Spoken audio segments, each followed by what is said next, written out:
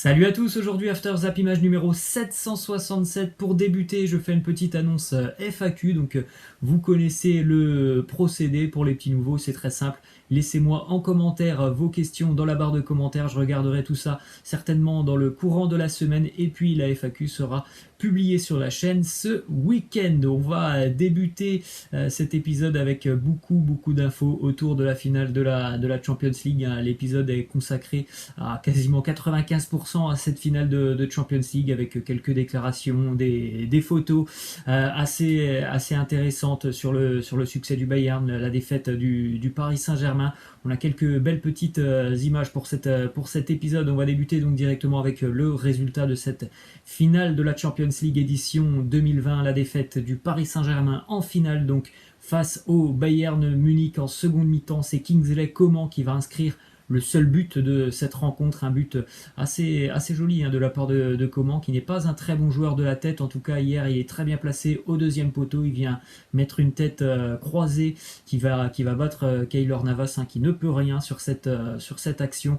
C'est dur en plus pour le Paris Saint-Germain quand tu sais que Kingsley Coman est un joueur qui a été formé au Paris Saint-Germain. Il a passé 10 ans au PSG, Kingsley Coman. Il est né à Paris et c'est lui qui vient crucifier le Paris Saint-Germain sur cette finale de Champions League. On rappelle qu'il a quitté assez rapidement le Paris Saint-Germain pour tout simplement avoir un peu plus de temps de jeu ailleurs, et on le voit, il a remporté tous les trophées possibles au cours de sa carrière à Paris, la Juventus, le Bayern Munich. À l'âge de 24 ans, Coman a déjà remporté 20 trophées, des statistiques assez folles. Coman remporte un trophée en moyenne tous les 10 matchs joués, c'est complètement hallucinant. D'ailleurs, Kingsley Coman sera élu homme du match sur cette finale de la Champions League. Il est buteur évidemment, donc décisif, et il a fait beaucoup de misère à la défense parisienne, surtout sur la seconde mi-temps où il a été très impressionnant. On a une petite déclaration de Kingsley Coman juste après le match. Il s'exprime sur le fait de marquer ce but victorieux face à son club formateur, le Paris Saint-Germain. Il nous dit voir le PSG comme ça fait un peu mal au cœur. Bon, c'est quand même son club, sa ville, Kingsley Coman, on l'a dit, il est né à Paris, il a joué 10 ans du côté du Paris Saint-Germain, donc c'est sûr que ça doit être une sensation assez spéciale pour lui de faire tomber son club formateur en finale de la Champions League. Autre homme du match côté bavarois, Manuel Neuer, qui a réédité une performance assez incroyable hier, un petit peu comme face à l'Olympique Lyonnais. On a cette belle image de Manuel Neuer devant un mur avec des briques. Encore une fois, hier, le gardien allemand a été très impressionnant devant les attaquants parisiens, surtout sur la première période où il a 2-3 grosses interventions à réaliser devant Neymar ou Mbappé, et en général il les réussit, ces interventions. Manuel Neuer, c'est une vraie muraille. Une petite info aussi statistique justement sur le gardien allemand, qui est devenu hier soir le premier gardien du 21e siècle à garder sa cage inviolée lors d'une finale de Champions League, mais aussi lors d'une finale de Coupe du Monde. On rappelle qu'en 2014, lorsque l'Allemagne s'impose face à l'Argentine, il avait réalisé un clean sheet. On poursuit avec quelques infos et déclarations du côté du Paris Saint-Germain. Premièrement, je pense qu'on ne peut que féliciter le PSG pour son parcours en Champions League, finale de Ligue des Champions, avec pas mal de choses intéressantes qu'on a pu voir sur le terrain. Ce changement aussi d'état d'esprit déjà depuis quelques semaines du côté du PSG, donc vraiment des choses assez intéressantes. Après, il n'y a pas à rougir, tu tombes face à meilleur que toi. Le Bayern est un ogre depuis quelques mois, donc il n'y a pas de honte pour le Paris Saint-Germain. Et il faut aussi le dire que sur cette finale, on attendait énormément des stars parisiennes. Neymar passe à côté de son match. C'est la même chose pour Mbappé, quand on sait que le PSG est quand même très dépendant de ces deux joueurs, de Mbappé et de Neymar. Imaginez que les deux passent à côté de leur finale. C'est sûr que ça devient tout de suite plus compliqué pour le Paris Saint-Germain pour espérer quelque chose sur cette finale. Malheureusement, les deux génies du Paris Saint-Germain sont passés complètement à travers de leur finale. On reviendra d'ailleurs un petit peu plus sur Neymar dans quelques instants. Et on a une déclaration d'Ander Herrera qui nous dit « On se sent comme des merdes. Demain, on va penser à ce qu'on a fait, le groupe qu'on a construit, les choses qu'on a pu faire ensemble. C'est difficile ce soir. ce sera difficile de dormir, c'est déjà difficile de parler. Et il est vrai que bon, bah, c'est dommage pour le Paris Saint-Germain parce qu'on voit une première mi-temps quand même assez équilibrée entre les deux équipes. On voit le Paris Saint-Germain qui arrive à se créer des situations sur la première mi-temps, et puis en seconde mi-temps, les Bavarois ont certainement un petit peu haussé le rythme, mais on a vu aussi un PSG qui ne savait pas trop quoi faire. Est-ce qu'il fallait un peu presser? Est-ce qu'il fallait vraiment défendre bas? Et on a vu le PSG souffrir en seconde mi-temps avec très peu de projections vers l'avant. Peut-être une seule occasion franche pour le PSG en seconde mi-temps, c'est celle de Marquinhos. Donc c'est dommage parce que sur la première mi-temps, il y avait certainement la place pour le PSG d'ouvrir le score. Ensuite, une déclaration de l'entraîneur Thomas Tuchel qui nous dit: on a tout donné, on a laissé notre cœur sur le terrain. Je suis très fier de comment on a joué, de notre mentalité. C'est tout ce que peut demander un entraîneur à ses joueurs. C'est vrai qu'on ne peut pas reprocher grand-chose au Paris Saint-Germain hier. Hein. Tu tombes face à une équipe qui est absolument incroyable déjà depuis quelques mois, le Bayern Munich. Après, c'est vrai que je pense qu'il y a quand même un petit goût amer du côté du Paris Saint-Germain sur cette seconde mi-temps où on les a pas vus les Parisiens tout simplement en seconde mi-temps hier. Ensuite, on a eu une déclaration de Neymar sur le Ballon d'Or. Il nous dit: Messi et Ronaldo ont dominé ces 10 dernières années. Ils ne sont pas de cette planète. Ce serait un honneur de le gagner, mais cela vient après ce que vous avez accompli sur le terrain et comment vous avez aidé votre club à gagner. Je précise, c'était une déclaration qui était parue avant le match parce que malheureusement hier pour Neymar, eh bien, il n'a pas beaucoup aidé ses coéquipiers sur le terrain. C'est une image assez triste de le voir comme ça. On l'a vu en larmes, hein, Neymar, après le match hier, après la grosse prestation face à l'Atalanta, la grosse prestation face au RB Leipzig. Hier, malheureusement, Neymar est passé à côté de son match. Hein. On a des statistiques qui montrent bien que Neymar hier a raté totalement son match face au Bayern. 47% de ballons perdus pour Neymar hier. Et sur ses 14 derniers tirs en Ligue des Champions, il n'a pas réussi à marquer. On l'avait déjà remarqué en difficulté hein, lors des les deux derniers tours face à l'Atalanta ou RB Leipzig, difficulté devant le but. Hier, bon, il n'a pas eu énormément d'occasions, mais par contre, dans le jeu, hier, il n'a pas été déterminant pour le Paris Saint-Germain. Il perd beaucoup trop de ballons. On a vu le mauvais Neymar, tout simplement, celui qui veut jouer un petit peu trop le sauveur. Et malheureusement, hier, hein, ça n'a pas fonctionné pour l'attaquant brésilien. Une belle image aussi que l'on a vue juste après le match qui concerne Neymar. Il était en larmes et on a vu Hansi Flick, l'entraîneur du Bayern, ainsi que David Alaba venir tout simplement lui faire une accolade très chaleureuse. Et ils sont restés d'ailleurs assez longtemps auprès de Neymar pour le réconforter. Et ensuite, on a une déclaration du capitaine parisien qui a donc vécu son dernier match avec le club de la capitale hier, Thiago Silva. Il nous dit: c'était mon dernier match à Paris, je suis triste, je m'excuse auprès des supporters, je remercie tous les fans pour leur amour, je reviendrai à Paris, je veux jouer encore 3 ou 4 ans et disputer la Coupe du Monde au Qatar avec le Brésil. Il souhaite revenir à Paris évidemment dans quelques années pour pourquoi pas occuper un poste dans le staff du Paris Saint-Germain. Bon, il n'y a pas grand chose sur Thiago Silva hier, il a pas besoin de s'excuser, il a fait son match.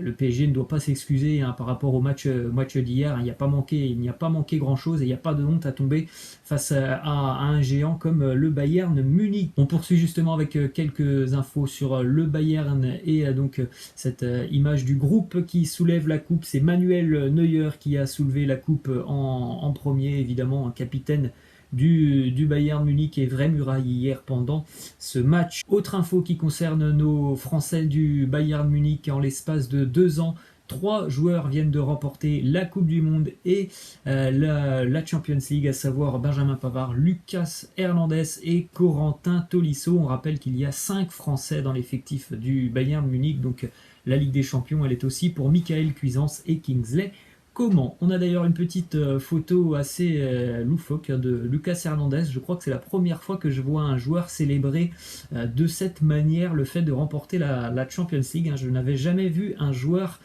qui vient de remporter la Champions League mettre tout simplement le trophée sur sa tête. Donc Lucas Hernandez, hier, eh bien, il l'a fait. On continue donc avec cette statistique assez folle sur le Bayern Munich édition 2019-2020 en Ligue des Champions. C'est la première équipe de l'histoire de la Champions League à remporter tous ces matchs. 11 matchs joués en Champions League pour les Bavarois.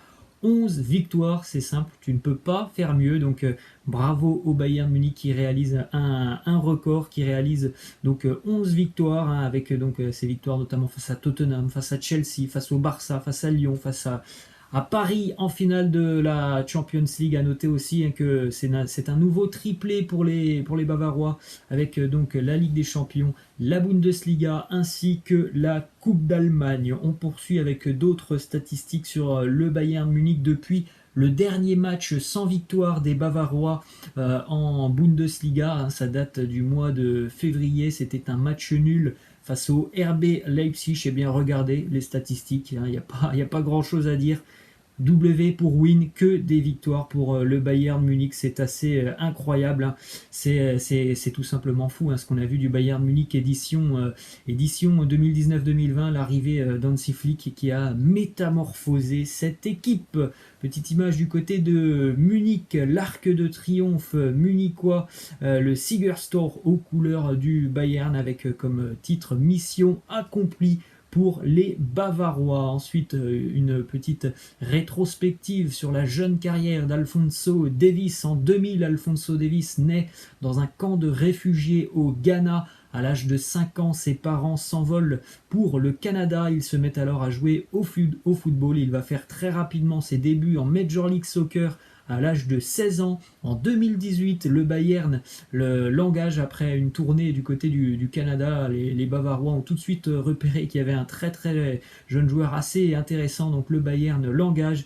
Et puis donc 2 ans plus tard, il remporte la Champions League, il remporte la Bundesliga, la Coupe d'Allemagne, et c'est certainement l'un des latéraux les plus prometteurs du football en ce moment. Grosse prestation pour Davies encore une fois hier. On continue évidemment avec aussi un petit mot sur l'attaquant polonais Robert Lewandowski, auteur d'une saison absolument incroyable avec le Bayern. 55 buts marqués, toutes compétitions confondues, 10 passes décisives. On rappelle, hein, que c'est seulement 46 matchs joués pour Lewandowski cette saison pour 55 buts inscrits. Il a remporté évidemment tous les trophées possibles. Il termine meilleur buteur de la Champions League. Et malheureusement, ce que l'on peut dire aussi pour Robert Lewandowski, c'est que c'est vraiment triste de penser qu'il n'y aura pas de Ballon d'Or cette année, parce que là, il n'y a pas de débat, hein, c'était lui qui allait remporter le Ballon d'Or. C'est vraiment dommage de savoir qu'il ne pourra pas être récompensé individuellement cette année. J'aimerais vraiment que le France Football revienne sur sa décision et qu'il puisse être récompensé. Il y a déjà,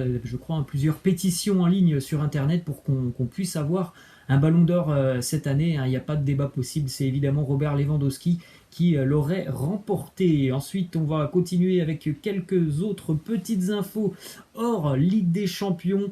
Une déclaration de Luis Suarez, l'attaquant du Barça, qui est revenu sur la défaite face au Bayern. Il nous dit: le match contre le Bayern était dans un jour où tout allait mal pour nous. Nous étions surclassés. Je ne veux pas chercher d'excuses, mais c'est une année très rare où le format est différent et le Bayern s'est beaucoup mieux préparé. Bon, il nous dit qu'il ne veut pas chercher d'excuses, mais on a quand même l'impression qu'il en cherche un petit peu. Luis Suarez, hein, le format, il n'a rien à voir. Le format, je pense qu'il y aurait eu un match aller-retour entre le Barça et le Bayern, ça aurait été la même histoire, hein. Il n'y avait pas un monde d'écart là entre le Barça et le Bayern, il y avait vraiment 5 mondes d'écart, hein, sur ce qu'on a vu sur ce 8-2, donc c'est quand même un petit peu dur de chercher des excuses au Barça sur ce match face au Bayern. Ensuite, autre info du côté du Barça, ça a été annoncé, hein, du côté de Barcelone, Miralem Pjanic a été testé positif au Covid-19. Il rejoindra donc Barcelone dans une quinzaine de jours. Pour le moment, le joueur se sent bien et il est évidemment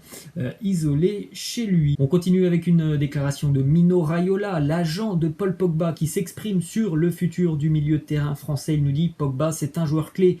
Manchester a un très grand projet et Pogba en fait à 100% partie. Manchester n'acceptera aucune offre. Nous allons bientôt commencer à discuter pour un nouveau contrat de Paul du côté de Manchester. Donc voilà, c'est, on va dire, acté. Paul Pogba ne quittera pas Manchester malgré toutes les rumeurs qu'on entend depuis 2 ans. Et on va terminer, les amis, avec une déclaration du président de l'UEFA, Alexander Ceferin, qui s'est exprimé sur le nouveau format donc de cette Ligue des Champions pour cette année un petit peu extraordinaire. Il nous dit: nous avons découvert quelque chose de nouveau, on y réfléchira pour le futur. Ce format, donc ce Final 8 avec des matchs unique. Laissez-moi en commentaire ce que vous en pensez. Est-ce que vous êtes plutôt la formule donc, de cette année ou est-ce que vous êtes plutôt pour la formule habituelle de la Champions League? Il faut savoir que ça sera très très compliqué de rééditer ce genre de choses parce que évidemment il y a beaucoup d'argent derrière la Ligue des Champions et le fait de ne jouer qu'un match, et bien évidemment ça fait perdre pas mal d'argent aux clubs, aux diffuseurs, donc ça sera très très difficile de revoir ce format de la Ligue des Champions. Mais c'est intéressant, j'aimerais avoir votre avis là-dessus. Est-ce que vous êtes plutôt le format de cette année ou le format habituel de la Champions League avec ses matchs aller-retour? Voilà les amis, c'est la fin, je vous laisse et je vous dis à la prochaine. Ciao.